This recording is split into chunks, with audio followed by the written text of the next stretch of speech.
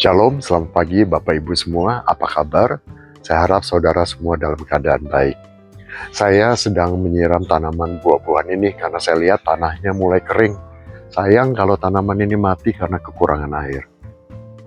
Kita tahu semua makhluk hidup, baik itu tanaman, binatang, atau manusia, memerlukan air untuk kelangsungan hidup kita. Tanpa air kita akan merasa lesu, lemah, dan fungsi organ-organ tubuh kita tidak berjalan dengan baik. Bahkan tanpa air untuk jangka waktu yang lama dapat menyebabkan kematian. Bicara tentang air, saya teringat akan cerita Tuhan Yesus saat Tuhan Yesus melewati Samaria dalam perjalanannya. Saat itu tengah hari dan Tuhan Yesus sangat letih dalam perjalanannya. Dia berhenti di sebuah sumur dan meminta air kepada seorang perempuan Samaria yang sedang menimba air di situ.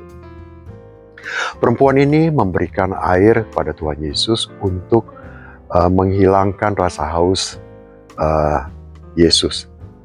Tapi Tuhan Yesus menawarkan kepada perempuan ini air hidup seperti yang tertulis di Yohanes 4 ayat yang ke-14 yang mengatakan, "Tetapi barang siapa minum air yang akan kuberikan kepadanya, ia tidak akan haus untuk selama-lamanya.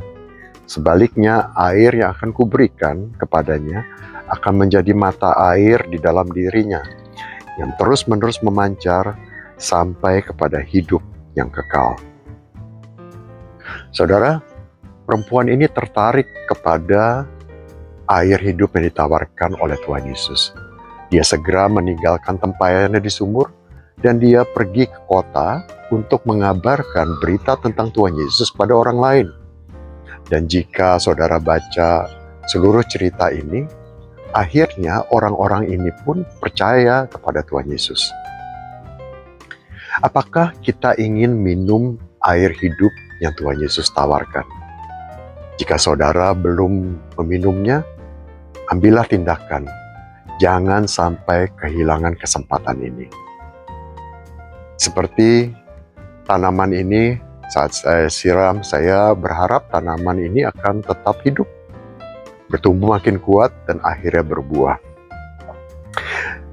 Kalau kita minum air kehidupan yang Tuhan Yesus tawarkan, yaitu firman-Nya, maka kita akan terus bertumbuh rohani kita.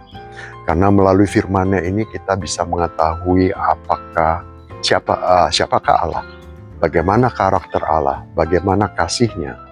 Dan firman Tuhan ini akan menuntun kita, membimbing kita, dan bahkan menegur kita, supaya kehidupan rohani kita akan makin baik. Dan akhirnya kehidupan kita akan menghasilkan buah roh. Air hidup ini akan menjadi mata air di dalam hidup kita yang memancar keluar, dan kita bisa membagikannya kepada orang-orang lain seperti yang perempuan Samaria ini lakukan. Saat saudara dan saya minum air hari ini untuk kesegaran dan kesehatan tubuh kita, jangan lupa untuk minum air kehidupan juga untuk menyegarkan dan menyehatkan rohani kita. Tetap sehat dan semangat. Tuhan Yesus memberkati.